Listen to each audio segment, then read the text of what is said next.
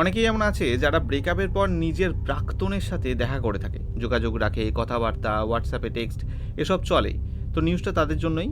ঘটনাটা মহারাষ্ট্রের ভিবন্ডির শান্তিনগরের ওই এলাকারই এক বাসিন্দা, 22 বছরের এক যুবতী সাম্প্রতিক গণধর্ষণের শিকার হয়েছে নিজের প্রাক্তন প্রেমিক ও তার বন্ধুদের হাতে। পুলিশ সূত্রে খবর, গত কয়েক বছর ধরে ওই যুবতী এলাকারই এক যুবকের সাথে প্রেমের সম্পর্কে ছিলেন, কিন্তু মাত্র 4 মাস আগেই বিচ্ছেদ ঘটে দুজনের।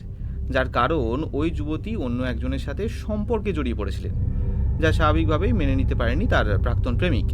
এরপর নিজের বন্ধুদের সাথে শলা পরামর্শ করে ওই যুবতীকে ফাঁদে ফেলার পরিকল্পনা করে ওই প্রেমিক। ঘটনার রাতে ওই প্রেমিক ও তার দলবল ওই যুবতীর ভাইকে রাস্তা থেকে তুলে নিয়ে যায়। তারপর যুবতীকে ফোন করে থ্রেট করতে থাকে, যদি সে না আসে দেখা করতে তাহলে তার ভাইকে ছাড়া হবে না।